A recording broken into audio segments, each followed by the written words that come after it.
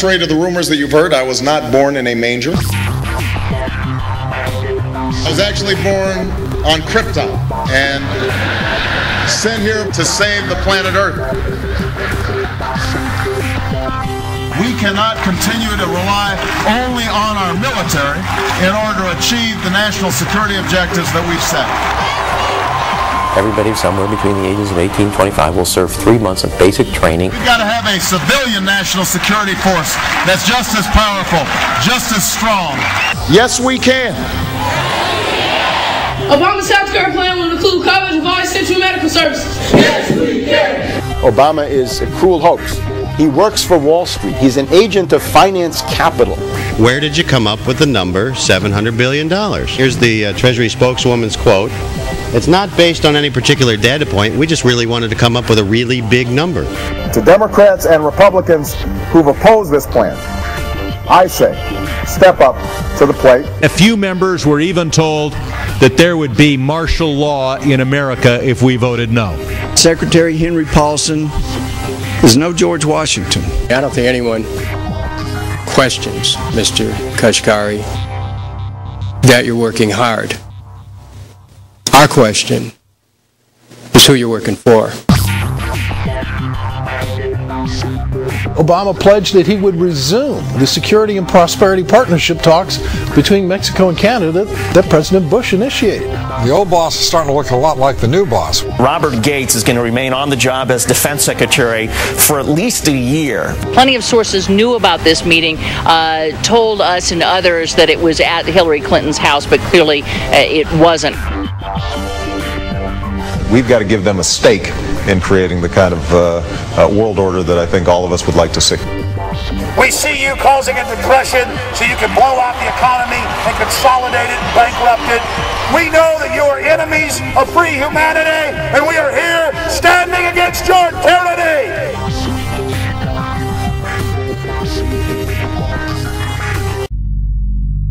The past 8 years had been a disaster. Those weapons of mass destruction got to be somewhere. Maybe under here.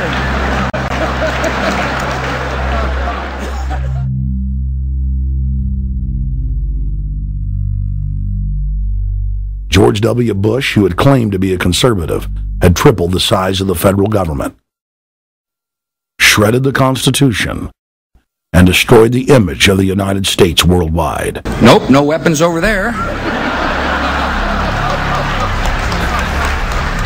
Endless wars, over 1 million dead Iraqis, and more than 5,000 dead U.S. troops. The Patriot Act,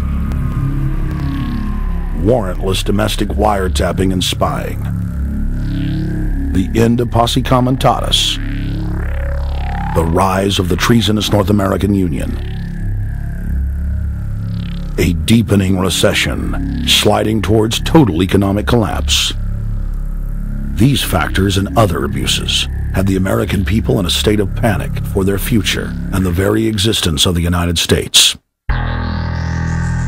The elite were in trouble.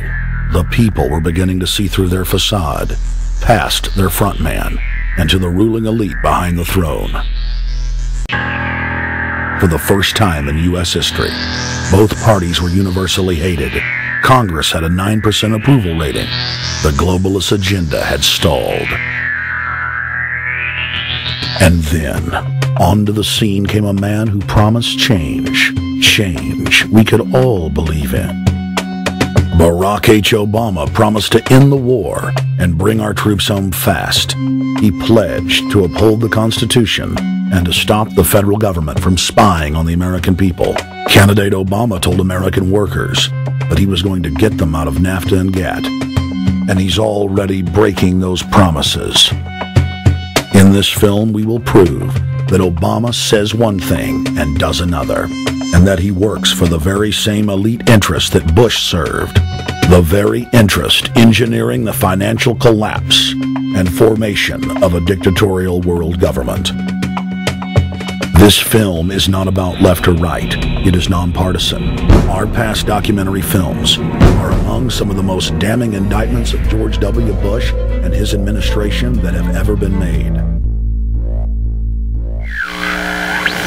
If humanity has any hope of effecting real change for the better, it will not come from the Madison Avenue false reality makers who have cast Barack Obama as the savior of the world. To alter our course from tyranny to liberty, to defeat the corrupt elite, we must get past the puppets and confront the real power structure of the planet.